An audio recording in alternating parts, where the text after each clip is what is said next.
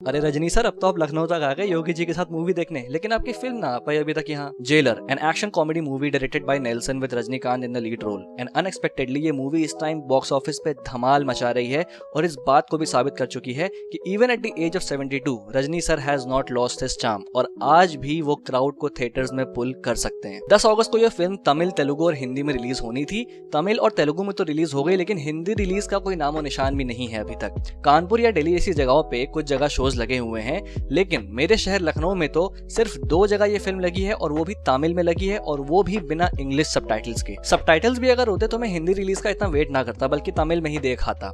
और रिलीज तो छोड़ो, मेकर्स ने इसकी हिंदी रिलीज का कोई अपडेट तक नहीं दिया है। अगर तुम्हें कंतारा मूवी याद है तो वो तो ऑफिशियली हिंदी में डब भी नहीं हुई थी, लेकिन फिर उसका ट्रेमेंडस रिस्पॉन्स देखने के बाद मेकर्स ने उसको रिलीज होने के बाद 1 हफ्ते के अंदर हिंदी में डब करके इधर नॉर्थ में रिलीज किया था। वहीं दूसरी तरफ जेलर तो ऑफिशियली हिंदी में डब हुई थी और उसका ट्रेलर तक हिंदी में आया था, लेकिन फिर भी ये फिल्म रिलीज नहीं हुई। एंड मोर ओवर रजनीकांत जैसे एक्टर की फैन फॉलोइंग सिर्फ तमिल तक सीमित नहीं है, बल्कि हिंदी बेल्ट में भी उनकी अच्छी खासी बड़ी फैन फॉलोइंग है। एंड साउथ में जिस तरीके से ये फिल्म धमाल मचा रही है, उसके चलते इसको हिंदी बेल्ट में रिलीज ना करना डजंट मेक सेंस। और फिर लास्ट सैटरडे रजनी सर आए थे लखनऊ योगी जी के साथ इस फिल्म की एक स्पेशल स्क्रीनिंग के लिए, जिसको देख के लगा कि अब शायद ये फिल्म हिंदी में रिलीज हो जाए यहाँ पे, बट नथिंग। अब इसके पीछे का जो मेन रीजन बताया जा रहा है वो है नेशनल मल्टीप्लेक्स चेन्स जैसे कि पीवीआर या आइनॉक्स का hold over clause. Hold over clause यानी कि एक तरह का टेंडर या कॉन्ट्रैक्ट होता है जो कि थिएटर ओनर्स और फिल्म मेकर्स के बीच में साइन होता है कि कितने वक्त तक उनकी फिल्म उनके थिएटर्स में लगी रहेगी। एंड जो क्लॉज में ड्यूरेशन मेंशन्ड होता है,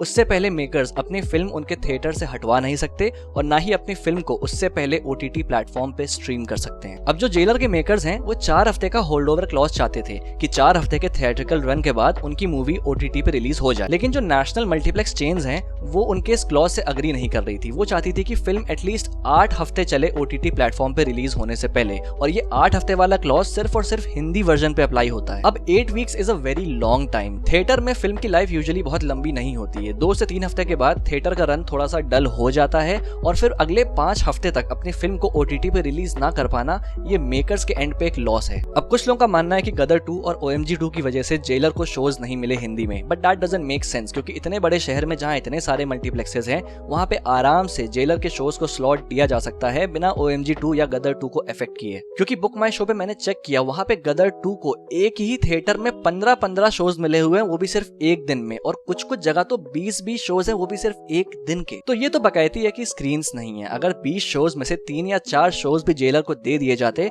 तो गदर 2 पे कुछ खास असर पड़ने वाला था नहीं। ये भी हो सकता है कि ये जो 8 हफ्ते वाला क्लॉज है जो कि सिर्फ और सिर्फ हिंदी वर्जन पे अप्लाई होता है, ऐसा डेलिबरेटली किया गया है ताकि गदर 2 जैसी सेंसलेस मूवी को कंपटीशन से बचाया जा सके। एक ऐसी मूवी जो कि सेम जॉनर में है और गदर 2 से हर एस्पेक्ट में बेटर है और ऑडियंस को थिएटर्स तक खींचने की कैपेबिलिटी रखती है, और गदर 2 के मेकर्स इस बात से बखूबी वाकिफ हैं, क्योंकि वो सिर्फ और सिर्फ नॉस्टैल्जिया के नाम पे एक एवरेज प्रोडक्ट पे कैश इन कर रहे हैं, और अगर जेलर जैसी मूवी उनके सामने आ जाती है तो वो ऐसा नहीं कर पाएंगे, और इसीलिए ये सारा नाटक हो रहा है। खैर, मैं अब भी उम्मीद लगा रहा हूँ कि हिंदी रिलीज पे कोई ना कोई अपडेट जरूर आएगा, सिंस इस मूवी के 2 हफ्ते का थिएट्रिकल रन हो चुका है और 2 हफ्ते का बाकी है।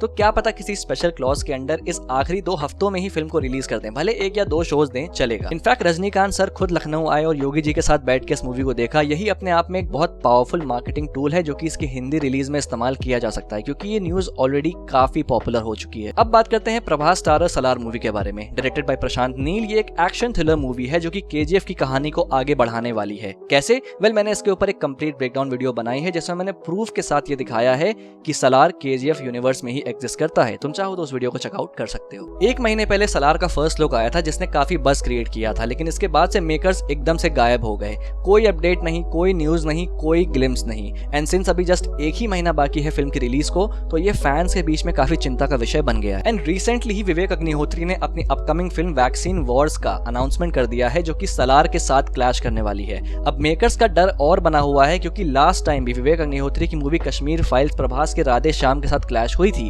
And due to lack of promotions in the Hindi belt इस फिल्म को काफी लॉस हुआ था। एंड वो same lack of promotion Salaar के केस में भी देख के फैंस गुस्सा भी रहे हैं और परेशान भी हैं। इनफैक्ट ये लैक ऑफ प्रमोशन नहीं, बल्कि ऐसा लग रहा है कि मेकर्स भूल ही गए हैं कि 1 महीने में उनकी फिल्म आने वाली है। ट्विटर पे काफी सारे हैशटैग चलाए जा रहे हैं फैंस के द्वारा कि हाँ भाई जागो मेकर्स जागो, मतलब कुछ तो करो। अब जब भी इस तरह की चीज किसी भी फिल्म के केस में होती है तो 90% ऑफ द टाइम एक ही रीजन होता है कि मेकर्स अपने प्रोडक्ट को लेके बिल्कुल कॉन्फिडेंट नहीं है। उनको पता है कि ये प्रोडक्ट अच्छा नहीं बना है और वो इसके प्रमोशंस में बिल्कुल भी पैसा खर्च इन्वेस्ट नहीं करना चाहते। बाकी कभी कभार ऐसा भी होता है कि प्रोडक्शन हाउस छोटा होता है तो उनके पास प्रमोशन का बजट ही नहीं होता, लेकिन ये चीज होम्बले फिल्म्स पे अप्लाई हो नहीं सकती क्योंकि केजीएफ और कंतारा के बाद से ये काफी बड़ा प्रोडक्शन हाउस बन चुका है। तो क्या प्रशांत नील इस बार अपने फिल्म को लेकर कॉन्फिडेंट नहीं है? क्या केजीएफ की बनाई हुई हाइप को बस as a bandwagon use करके सलार के मेकर्स एक कैश ग्रैब अपॉर्चुनिटी चाहते हैं? एंड प्रभास जैसा एक्टर जो कि अपना स्टार स्टेटस और गुडविल दोनों खो चुका है, उसको एक ब्लॉकबस्टर दिलवाना चाहते हैं जिसकी उसको जरूरत है। भले ही फिल्म एवरेज बनी हो, लेकिन इस उम्मीद में बैठे हैं कि केजीएफ की हाइप पे चल ही जाएगी। और ये बात सबको पता है कि फिल्म का अच्छा या बुरा होना उतना मैटर नहीं करता जितना उसका प्रमोशन और मार्केटिंग मैटर करती है। कमल हसन स्टार विक्रम, जो कि मेरी नजर में इंडियन एक्शन जॉनर में एक गेम चेंजर था। स्टोरी उसकी लाजवाब थी, स्क्रीन प्ले उसका बेहतरीन था, characters and everything was amazing, लेकिन हिंदी बेल्ट में प्रॉपर प्रमोशंस ना होने की वजह से वो फिल्म इधर नॉर्थ में नहीं चल पाई थी। और अगर हिंदी बेल्ट में भी अच्छे से प्रमोशन करते तो जो 400 करोड़ विक्रम ने कमाए थे तमिल में, वो शायद 1000 करोड़ भी हो सकते थे। और ये सेम गलती सलार के मेकर्स भी करते हुए दिख रहे हैं। अब देखो, फिल्म अच्छी होगी या बुरी ये तो वक्त बताएगा, लेकिन अगर वाकई में फिल्म में कैलिबर है बॉक्स ऑफिस पे धमाल मचाने के लिए, तो मेकर्स को इसकी मार्केटिंग पे फोकस करना स्टार्ट करना पड़ेगा, क्योंकि प्रभास का नाम तो बिल्कुल भी काफी नहीं है एक फिल्म को चलाने के लिए करंट टाइम पे। बल्कि मेरे अकॉर्डिंग ये एक बहुत ही बुरा आइडिया है। So makers need to strategize and come up with some creative promotional campaign जिसके ऊपर प्रभास के ट्रैक रिकॉर्ड का कोई भी असर ना पड़े, वरना प्रभास की झोली में एक और फ्लॉप तो पक्का रखी है। बाकी तुम्हारे क्या थॉट्स हैं तुम कमेंट बॉक्स में लिख के बताओ। मतलब इस पूरा जो सिनेरियो चल रहा है जेलर और सलार दोनों को लेके, इस पे तुम्हें क्या लगता है, क्या होना चाहिए या क्या चल रहा है, सही है या गलत, तुम मुझे कमेंट बॉक्स में लिख के बता सकते हो। वीडियो को लाइक कर देना, चैनल को सब्सक्राइब करना मत भूलना, मुझे फेसबुक और इंस्टाग्राम पे फॉलो कर लेना, और हाँ, मेरी बाकी वीडियोस को भी चेकआउट करना मत भूलना। Till then, this is a pop culture nut signing off. Will see you guys in the next video.